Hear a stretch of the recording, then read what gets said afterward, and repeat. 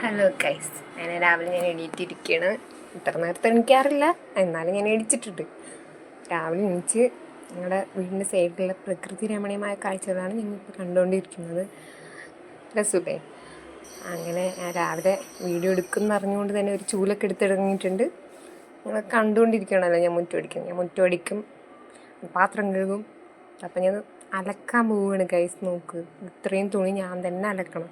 വീട്ടിൽ ആരും ഇല്ലാത്തതുകൊണ്ട് ഈ തുണി ഞാൻ അലക്കി. പിന്നെ അങ്ങനെ ഞാൻ അടുപ്പ് കത്തിക്കാൻ വേണ്ടിയിട്ട് ഒരു പേപ്പറൊക്കെ എടുത്തിട്ട് വന്നിട്ട് ഇരിക്കുകയാണ് ഗൈസ്. ഒന്നും നടക്കില്ല.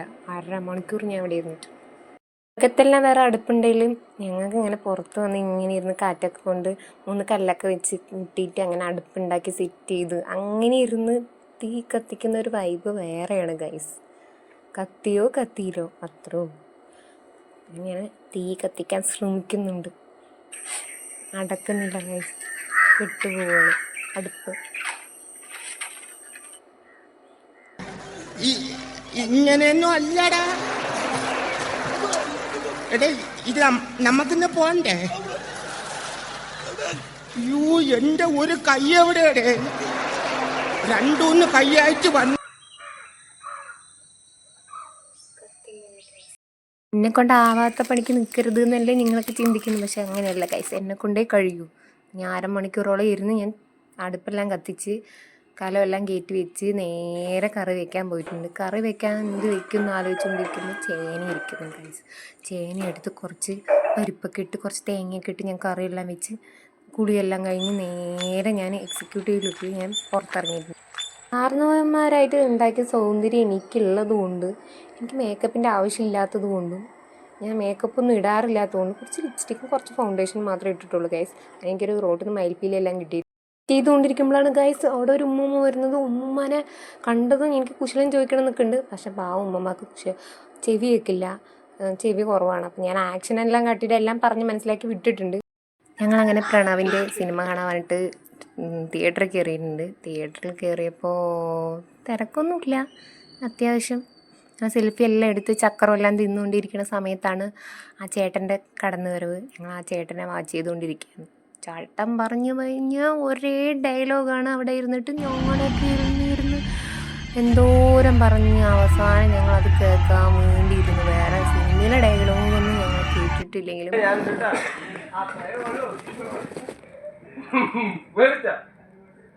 ഇനി അതുപോലെ അടക്കൾ തുറക്കും.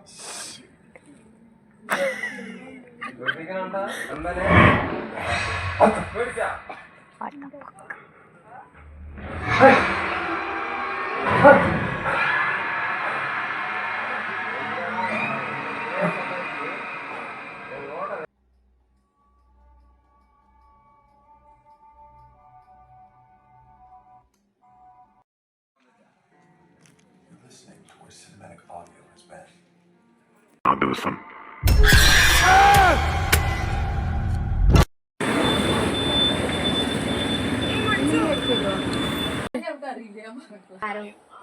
സബ്സ്ക്രൈബേഴ്സ് മാത്രമേ ഉള്ളൂ. സബ്സ്ക്രൈബേഴ്സ് ഒക്കെ ഇരുന്നിട്ടുണ്ടാക്കാം, വ്യൂസ് ആണ് ഉണ്ടാക്കാൻ പറ്റാത്ത.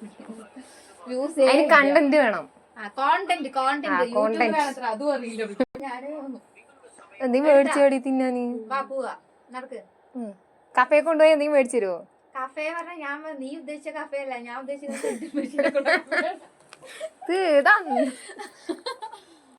സിനിമ കണ്ട് ഇറങ്ങിയതും വല്ലാത്തൊരു ഫീലിംഗ് ആയിരുന്നു ഗൈസ്.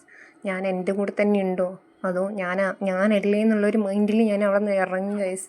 അവൾക്ക് കഫേയിലൊക്കെ പോകണം പറഞ്ഞു. ഇന്ന് ഉറങ്ങാൻ പറ്റുമോ എന്തോ എന്ന മൈൻഡിലാണ് ഞാൻ ഇപ്പോഴും നടക്കുന്നത്. ഫിലിം അടിപൊളി ഫിലിമാണ്. അടുത്ത നിമിഷം എന്ത് സംഭവിക്കും എന്നുള്ള മൈൻഡിൽ ഇരുന്ന് What are you doing?